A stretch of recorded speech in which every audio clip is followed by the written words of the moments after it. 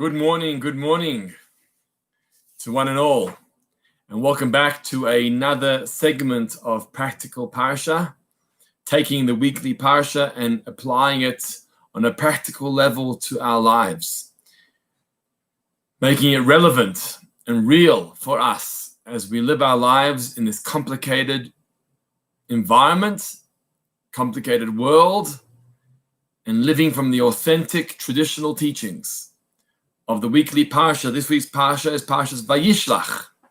And I hope to unpack the Parsha with you and give some relevant and practical tips and lessons for us all. I see everyone's logging on. We're going live on YouTube, live on Facebook. Thank you for the comments that are coming through. I can see the comments. Thank you very, very much. Appreciate the warm good morning greetings. Boker Tov. And to those of you that are going to listen in a bit later, welcome, and I'm happy you're joining us. Share with us your comments, your questions, your greetings, and I'll be happy to take those questions and take those comments and address them throughout the program. Wonderful. So today's topic, as you may have seen already, is good morning. I see you all logging on. Thank you for sharing. Thank you for sharing your greetings. Please keep them coming from all over. Nice to hear from you all. Boker Tov. Today's topic, confidence and humility, can they coexist? That is the question. And we're going to unpack the life of Yaakov Avinu, Jacob, our forefather, and hopefully answer that question. Confidence and humility, can they coexist? Well, listen to the statement that Yaakov sends to his brother Esav. Yaakov says to Esau, with the messengers that he sends ahead of him, he says, please tell Esav, tell Esau, so said your servant Yaakov, Im Lavan garti, I lived with Lavan. I lived with Lavan. And the commentaries ask, what do you mean you lived with Lavan? What does that mean? So Rashi brings two explanations. What it means I lived with Lavan. The first explanation, Rashi says, comes from the word garti, comes from the word ger. And ger, we know the word ger often in the context of a convert, but ger means a stranger.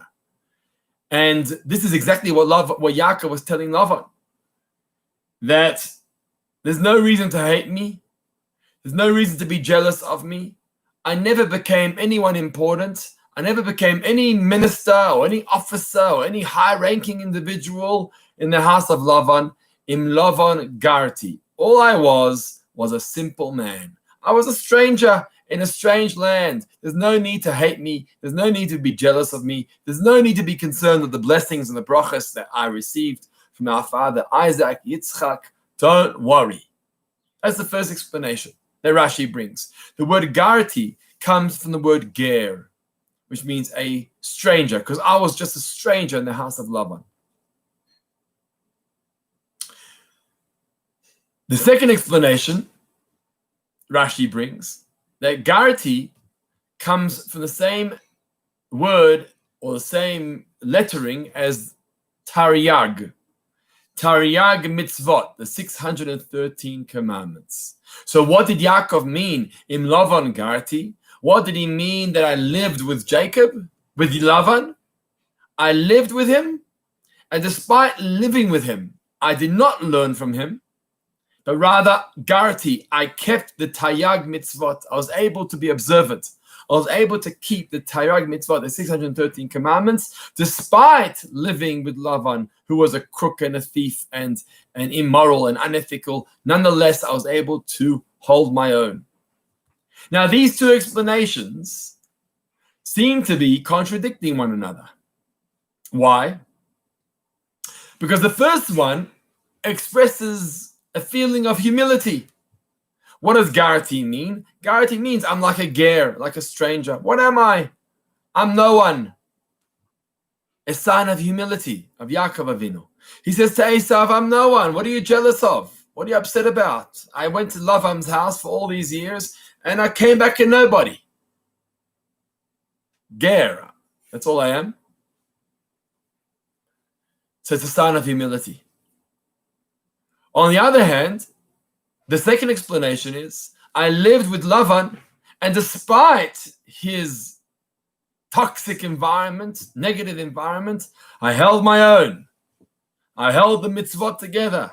I kept the Tayag mitzvot, the 613 commandments. I was able to hold my own identity. They didn't influence me. I was confident in who I am, says Yaakov Avinu. So which is it? Was he humble? Was he a nobody? Or was he strong and confident? The fact that he kept the 613 commandments.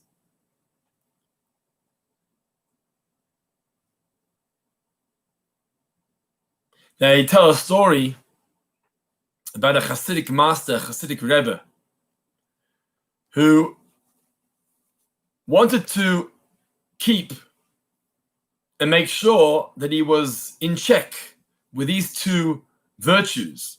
On the one hand, humility. On the other hand, confidence. So what did he do? He wrote on two pieces of paper.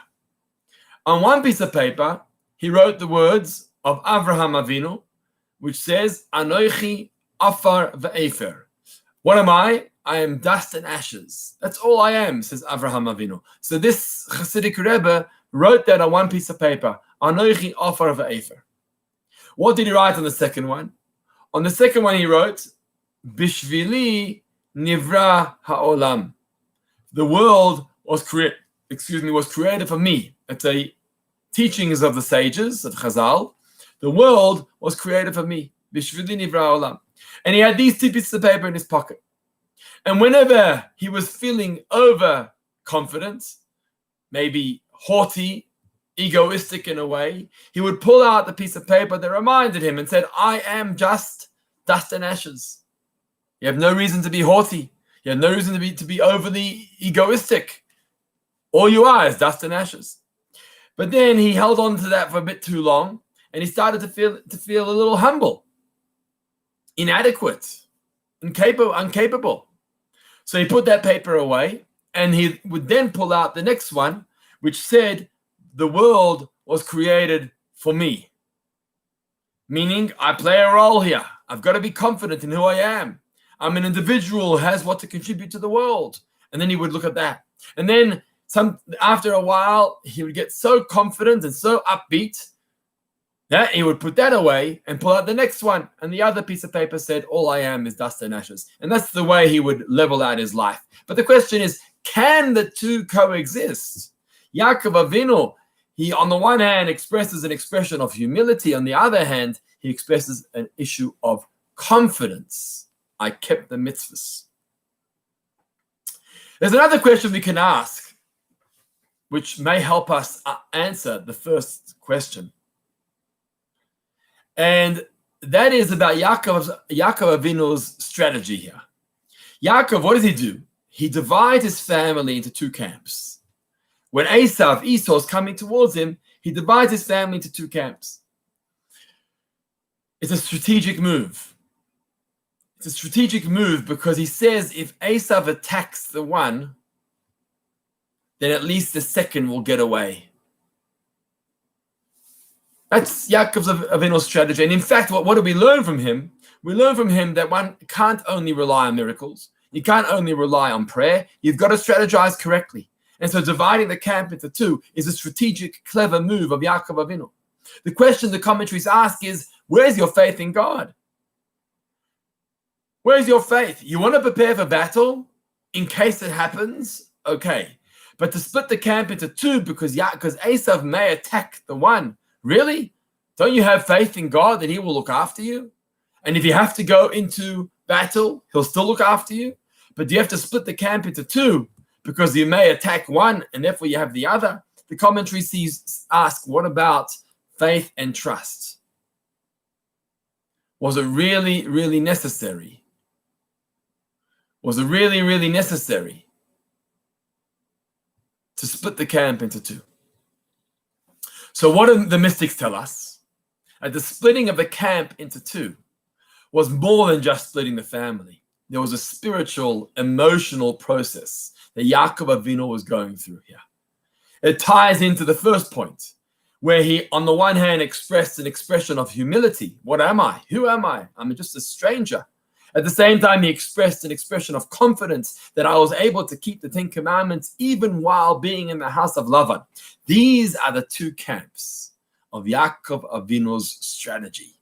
These are the two camps of Yaakov Avinu's strategy, because each one of us needs to have a little bit of humility with a little bit of confidence, and the two need to complement one another. Why are they so important? Why is it so important to balance these two emotions in life? Before I get onto that, I want to welcome you all. Those of you that just joined us, welcome aboard on YouTube or Facebook, or whether you're looking later in the afternoon and tuning in then or later in the week.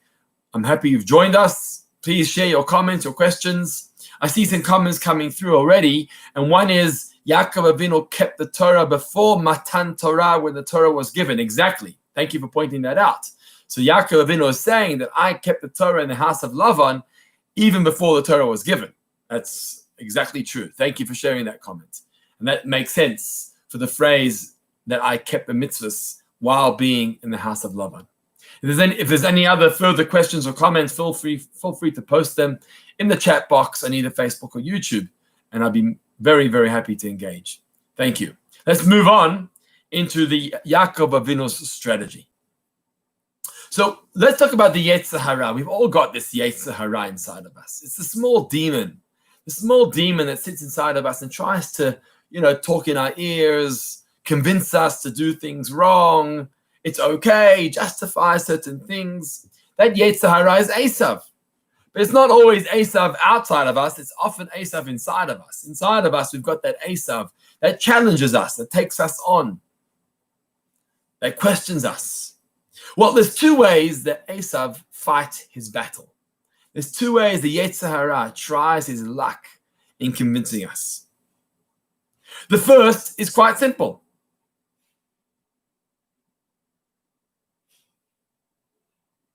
He approaches in a way of temptations and desires. Temptations and desires. He tries to attack us with a temptation, with a desire to do wrong, to move away from our value system, to move away from our values and our principles. That's the Yetzer Hara that whispers in our ear. It's okay if you eat that food. It's not the end of the world. I know you're trying to keep kosher, but it's okay. It's okay. You're excused. That's the one type of Esav who tries to convince us with temptations, which we know are against our values, against our morals. And then there's another way that the Yetzer Hara tries to convince us.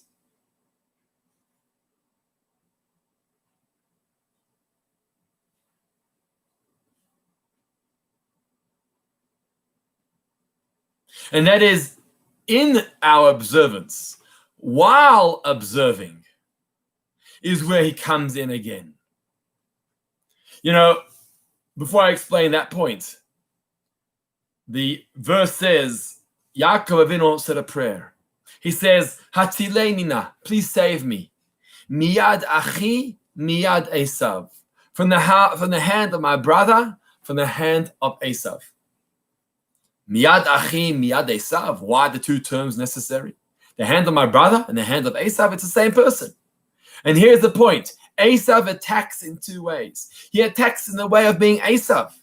Esav means I'm going to fight you, Yaakov. I don't want you to do what's right. I want you to do what's tempting, what tastes good, what feels good, not what's right.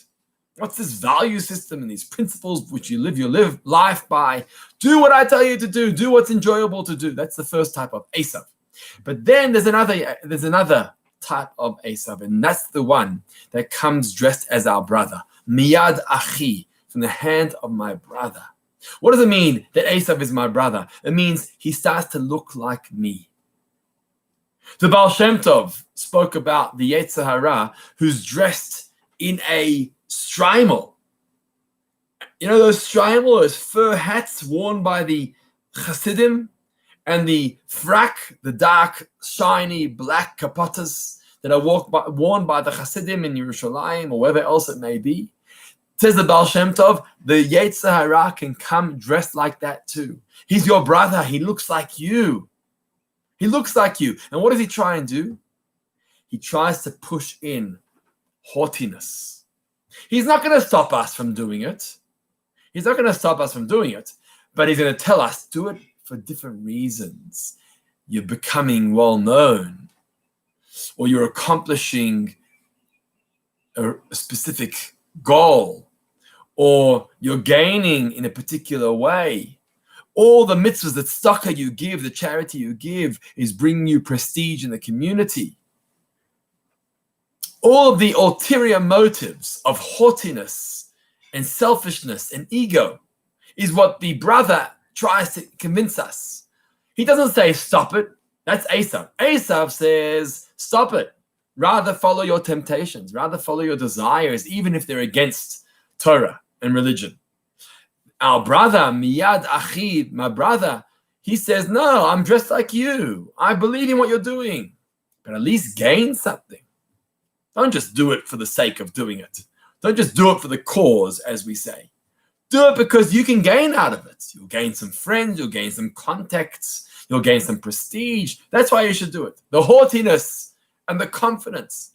Now, Yaakov Avinu is scared because when Esav attacks from one direction, when the Yetzer Hara attacks from one direction, okay, I can take on the Yetzer Hara when it comes from one direction. But when the Yetzer Hara attacks from different sides, the Yetzer Hara comes front on, and it comes from the back as well. That's how Esav does it. He comes from here and he comes from there. It's too difficult. I'm scared. Because whether I do right or I do wrong, the Yetzer Hara could be involved. There could be selfishness involved, ego, haughtiness, or total rebellion against the religion. I don't know how to deal with it. So Yaakov Avinu says, I've got to create two camps. And these camps are not just about splitting up the family, but they're strategies of how to deal with these temptations. I've got to come up with two different ways of dealing with these temptations.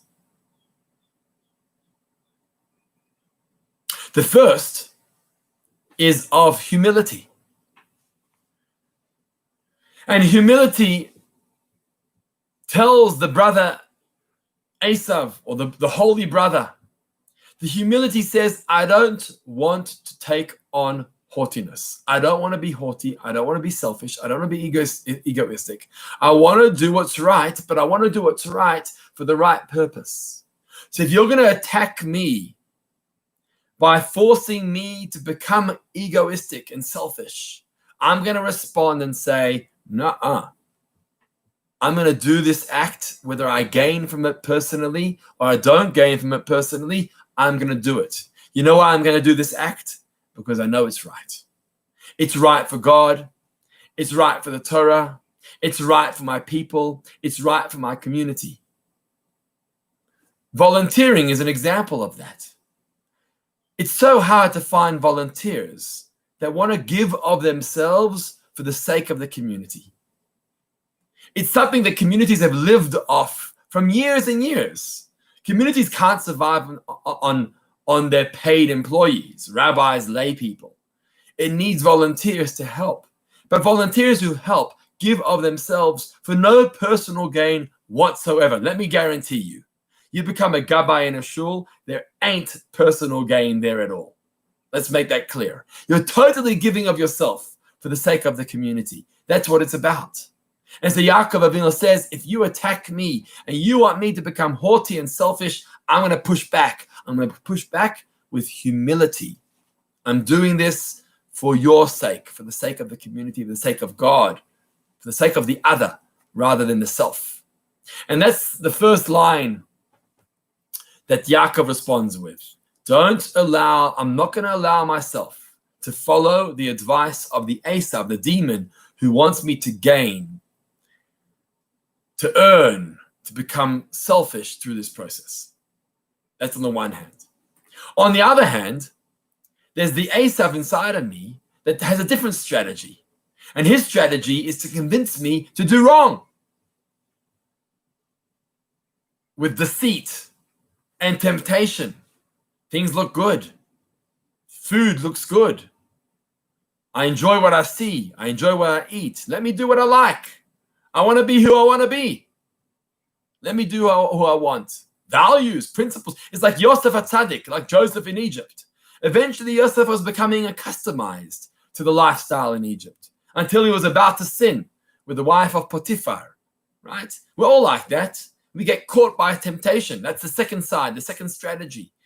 Or maybe even the first strategy of Esav, to try his luck, to deceive us, to pull us away from the traditions of Torah and Judaism. How do we respond to Esav like that?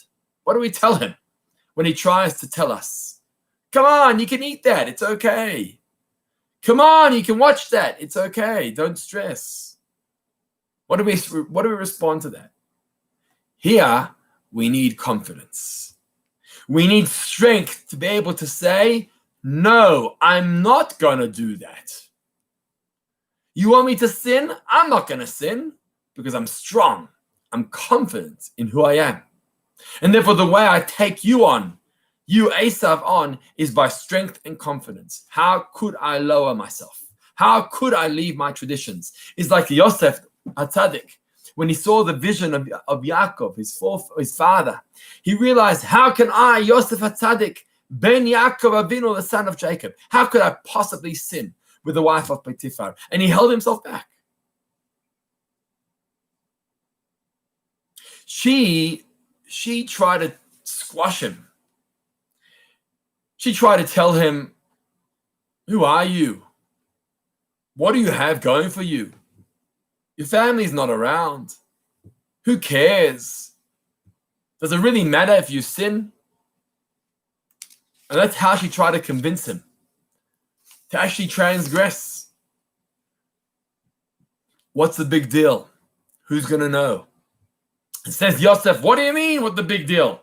I'm the son of Yaakov, a son of confidence, inner strength.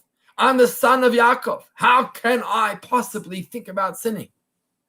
There's no way I can go against my value system. And suddenly, with that approach, Yosef overcame his temptation, and he did not sin. And these are the two camps of Yaakov Avinu that we're talking about. He established two camps. He established two strategies of how to deal with Esav. If Esav comes along and tries to tempt him to sin, to go against his values, to transgress, Yaakov responds with confidence. And that's what he said. I lived with Lavan and I kept the 613 commandments. I remained strong and confident in the house of Lavan, and you yourself won't convince me to transgress. If Esav comes in a different method, if Esav comes to support him in his service, but to say to him, yeah, you can do it, it's okay, you can observe your Judaism, it's okay, but maybe consider personal gain. Why don't you look for personal gain? You could gain out of this. You know how much money you can make through this process.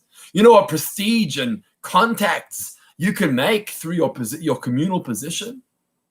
What does Yaakov respond? Who am I? I'm just a ger. I'm just a stranger in the house of Lavan. I've got nothing going for me. What are you talking about? Contacts and money and self-gain. There's nothing self about me. All I'm doing is for the sake of the other. That's why I'm doing. And those were the two responses of Yaakov Avinu. Now the question is, can the two coexist? Well, generally in life, it's difficult for conflicting emotions to coexist. Take, for example, love and fear. Can love and fear coexist? You either love someone or you fear someone. Can you have both? Can you love someone and fear someone?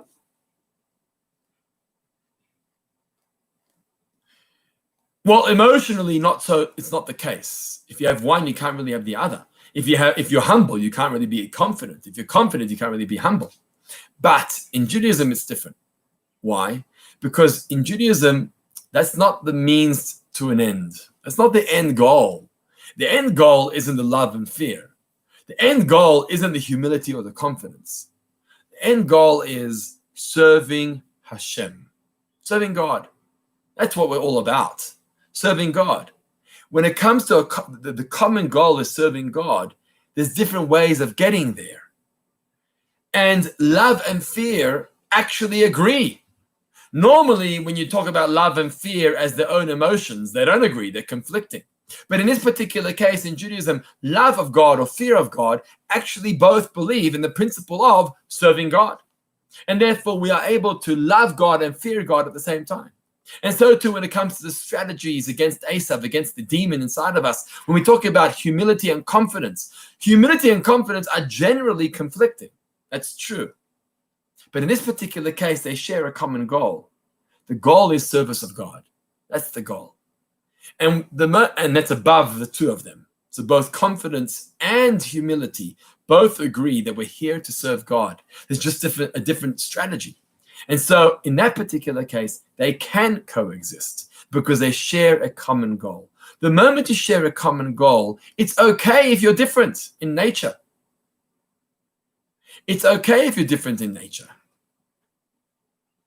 I see a comment has come through, love and fear often coexist. Right. So it's true, love and fear often coexist. Judaism teaches that love and fear can coexist when there's a greater goal than the two of them. So in this particular case, when God is the greater goal, then love and fear definitely can coexist.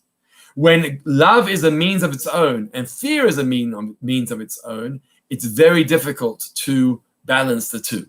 Often, if you're loving someone, it's hard to fear them. If you're fearing someone, it's hard to love them. I'm not saying it's not possible, but the two emotions are conflicting.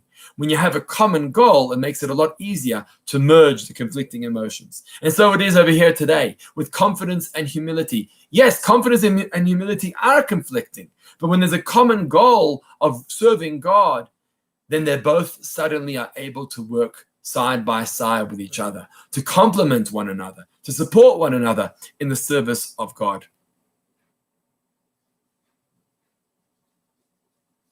And that's why Yaakov said those two phrases, Im Lavan Garti, I lived with Lavan.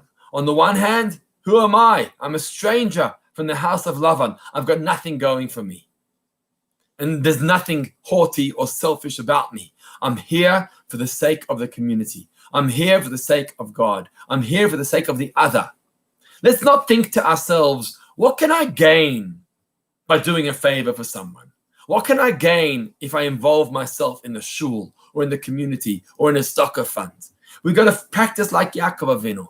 I'm just a stranger. I'm just here. There's nothing me here. I'm here for the sake of someone else. I want to help someone else. I want to give of my time to someone else. It's so rewarding and so fulfilling when we're able to give of ourselves to the sake of the other, to the sake of the community. That's on the one hand. On the other hand, Yaakov said, in Lavan Garti, that I lived with Lavan, meaning I kept the mitzvahs there, even though they were difficult. I knew my identity. I knew my role. I knew what I have to do, and I kept the mitzvahs. And we also need that level of confidence.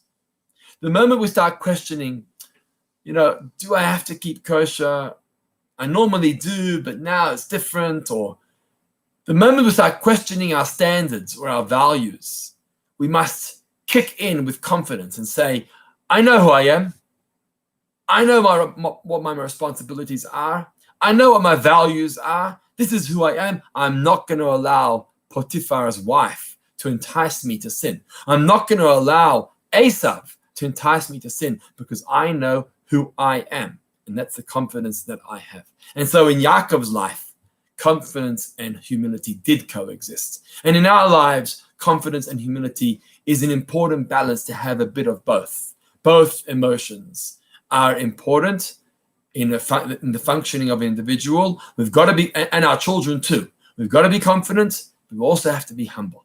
And please God, when we know what our goal is, and the goal of serving God and fulfilling our role in God's world, that will enable us to bring these two emotions together so that they should coexist and help us in the service of Hashem. Thank you all for joining us. This is going to be our last practical Parsha session for 2020. We're not going to be having a session next week, going on for the few weeks of the summer weeks. And please God, we'll resume. Look out for the notices and the publicity and the marketing in the new year of 2021. I wish you all a fantastic Yom Tov of Hanukkah coming up, and enjoy that special family time that we have during this time.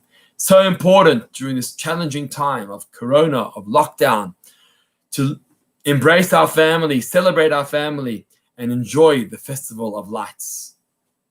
Thank you for joining. Wishing you a fantastic week ahead and a Shabbat Shalom for the upcoming Shabbos.